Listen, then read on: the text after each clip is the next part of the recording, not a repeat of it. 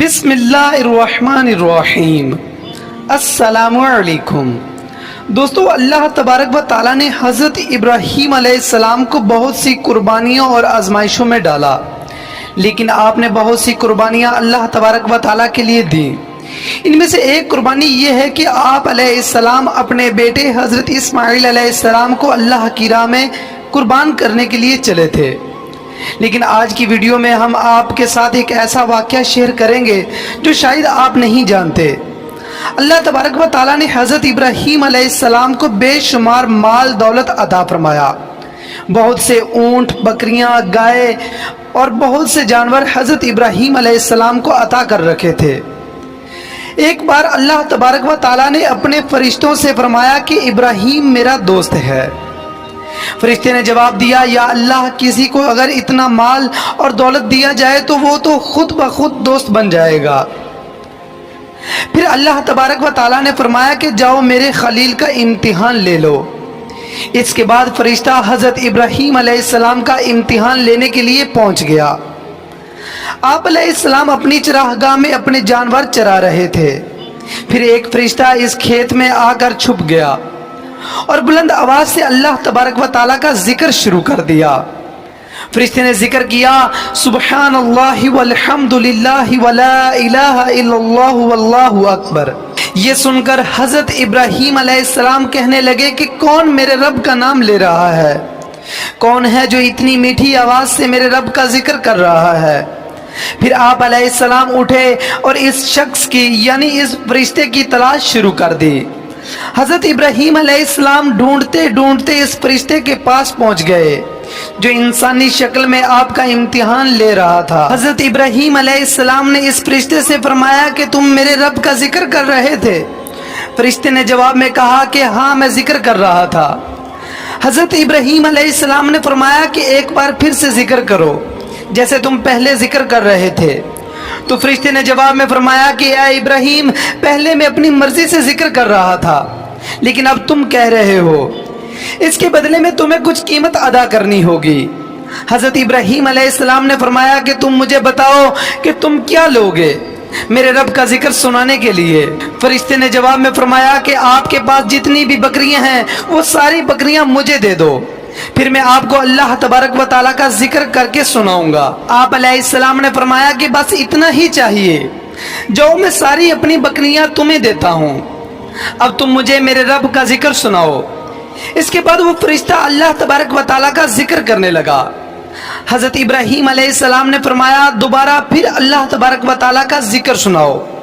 فرشتے نے پھر سے اللہ تبارک و تعالیٰ کا ذکر سنایا۔ حضرت ابراہیم علیہ السلام نے فرمایا کہ مجھے پھر سے اللہ تبارک و تعالیٰ کا ذکر سناؤ۔ فرشتے نے جواب میں فرمایا کہ تمہاری قیمت پوری ہو چکی ہے۔ حضرت ابراہیم علیہ السلام نے فرمایا کہ مجھے بتاؤ کہ تمہیں کیا قیمت چاہیے؟ فرشتے نے جواب میں فرمایا کہ آپ کے پاس جتنی بھی گائے بھینسیں موجود ہیں وہ مجھے ساری آپ دے دو، اس کے بعد میں آپ کو ذکر سناؤں گا۔ حضرت ابراہیم علیہ السلام نے فرمایا کہ میری گائیں بھینسیں میرا سب کچھ آج سے تیرا ہوا، اب تم مجھے میرے رب کا ذکر سناؤ۔ فرشتہ جو کہ حضرت ابراہیم علیہ السلام کا امتحان لینے کے لیے آیا تھا، فرشتے نے اللہ تبارک و تعالیٰ کا ذکر سنانا شروع کر دیا۔ حضرت ابراہیم علیہ السلام اللہ تبارک و تعالیٰ کا ذکر سن رہے ہیں۔ حضرت ابراہیم علیہ السلام اللہ کی محبت میں کھو گئے ہیں۔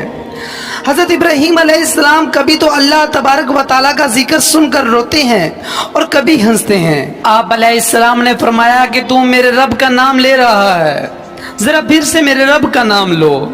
فرشتے نے جواب میں فرمایا کہ اے ابراہیم، میں تیری ساری بکریاں لے چکا ہوں، تیری ساری گائیں بھی لے چکا ہوں، بھینسیں بھی لے چکا ہوں، اب اونٹ رہ گئے ہیں، اپنے سارے اونٹ بھی مجھے دے دو، اس کے بعد میں تمہیں اللہ تبارک و تعالیٰ کا ذکر سناؤں گا۔